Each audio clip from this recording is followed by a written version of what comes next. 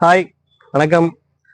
ஆனா, நெறைய இடத்துல பாருங்களேன். அதாவது இப்போ வந்து நம்ம முதலமைச்சர் விஜய் சார் இருக்காங்கல்ல, அவங்கள பத்தி ஒரு சின்ன இதா பேசலான்னு இருக்கேன். ஆனா, விஜய் சார் வந்து எப்படின்னா, சமூக வலைதளத்துல தான் போட்டு நம்ம எலெக்ஷன் வந்து நல்லா வெற்றி பெற்றாருன்னு சொல்லி, எதிர்க்கட்சிக்காரங்க கிளப்பிக்கிட்டு இருக்காங்க. ஆனா, அது உண்மை கிடையாதுங்க. ஆனா, தளபதிக்குன்ட்டு ஒரு மாஸ் இருக்கு. விஜய்க்குன்ட்டு ஒரு மாஸ் இருக்கு. அத வச்சு தான் அவருக்கு வந்து ஓட்டு விழுந்தது, வெற்றி பெற்றாரு. அத விட்டுப்புட்டு, இப்ப வந்து அவங்க என்ன முடிவு பண்ணியிருக்காங்க தெரியுமா? சமூக வலைதளத்திலே நம்ம அடுத்தது வெற்றி பெறணும்னு சொல்லி இப்போ நிறைய கமெண்ட்ஸ் செக்ஷன் இருக்கு பாத்தீங்களா. அதாவது ஆஹ், இந்த கட்சி அதாவது கட்சி பேர் உங்களுக்கு தெரியும் என்னன்னு தெரியும். இப்போ தோல்வியற்ற கட்சி தான் சமூக வலைதளத்துல ஊடகத்துல வந்து பயங்கரமா போடணும்னு சொல்லி போட்டுட்டு இருக்காங்க. ஆனா நீங்க இந்த மாதிரி நிறைய இது இப்போ அதாவது பழைய முன்னாள் முதல்வர் வந்து சமூக வலைதளத்துல வந்து நிறைய போட்டுட்டு இருக்காருங்க.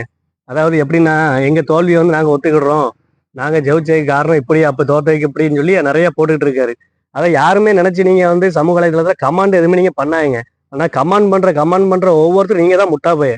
அதாவது ஒவ்வொருத்தன் வந்து அவன் பெருமைக்காக தான் போடுவான்.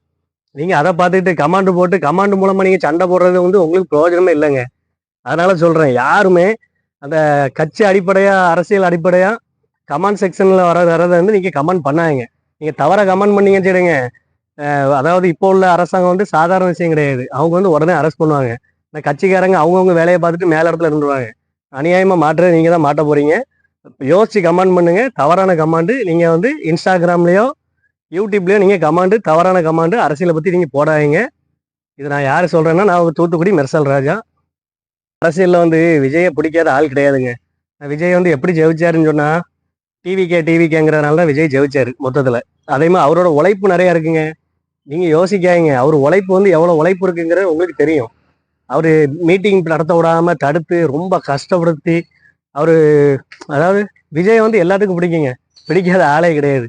சாட்டை துரைமுருகன் கூட பிடிக்கும். ஆனா அவர் எதுக்கு அந்த மாதிரி வீடியோ போடுறாருன்னா, அவருடைய யூடியூப் சேனல்ல வந்து நிறைய படம் வர்றதுக்காக அவர் இந்த மாதிரி பண்ணிக்கிட்டு இருக்காரு. அதனால நீங்க யாருமே அவருடைய யூடியூப் சேனல்லையும் சரி, எந்த யூடியூப் சேனல்லையும் சரி, நீங்க வந்து விஜயை விமர்சிக்கிற மாதிரி எந்த கமெண்ட்ஸ் நீங்க போடாதீங்க. ஏன்னா எதுக்குன்னா, இப்ப தமிழ்நாடு அரசு வந்து ஒரு புதுசா ஒரு சட்டத்தை கொண்டு வந்திருக்காங்க.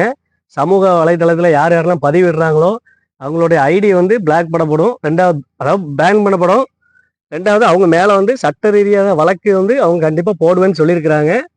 அதனால நீங்க மத்தவங்கள நினைச்சிட்டு அந்த அரசியல்வாதி நமக்கு செஞ்சுருவாரு, இந்த மாவட்ட தலைவர் நம்மள பாத்துக்கிடுவாருன்னு சொல்லிட்டு நீங்க விஜயோட அரசாங்கத்தை அதாவது இப்போ உள்ள அரசாங்கத்தை நீங்க விமர்சிச்சு வீடியோ போடாதீங்க.